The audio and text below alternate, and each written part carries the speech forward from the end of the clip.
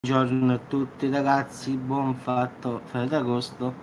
Si riparte con la giornata normale 16 agosto.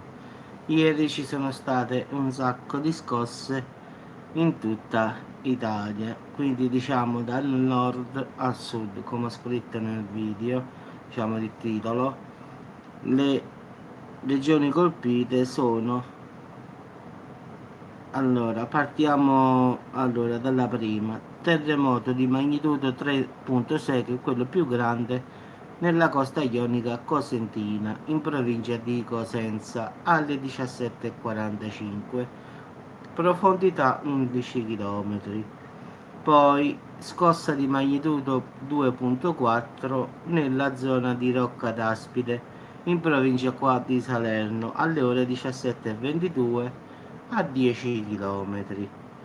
Poi andiamo al nord, Cerreto Desi, in provincia di Ancona, magnitudo 2.4, Cerreto Desi in provincia di Ancona, alle ore 15:04, profondità ragazzi 6 km, ancora di meno quindi.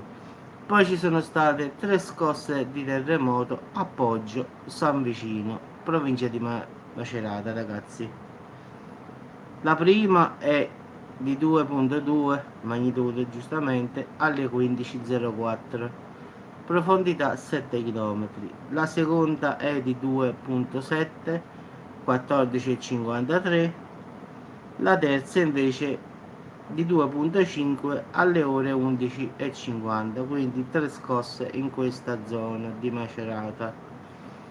Poi ci sta magnitudo 3.2 in Condofuri, che sarebbe la provincia di Reggio Calabria, alle 1:26 di mattina, di notte anzi, di 15 agosto 2019.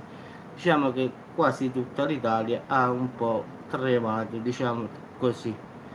In effetti sono state tante le scosse, quindi Cosenza, Salerno, Ancona, Macerata, Reggio Calabria, un po' dappertutto, quindi è stato un misto qua ragazzi, posso dire. Ragazzi, vi auguro buona giornata e come sempre aggiorno sempre la situazione dei terremoti o di altre notizie che comunque possono interessare a tutti, diciamo. Buona giornata a tutti ragazzi, buon rientro al lavoro a chi sta lavorando, buon risveglio a chi fra poco si sveglierà, e beato chi andrà a mare o viceversa andrà in montagna, chi sta a vacanza. Un saluto a tutti ragazzi, buona giornata a tutti e ci sentiamo al prossimo video.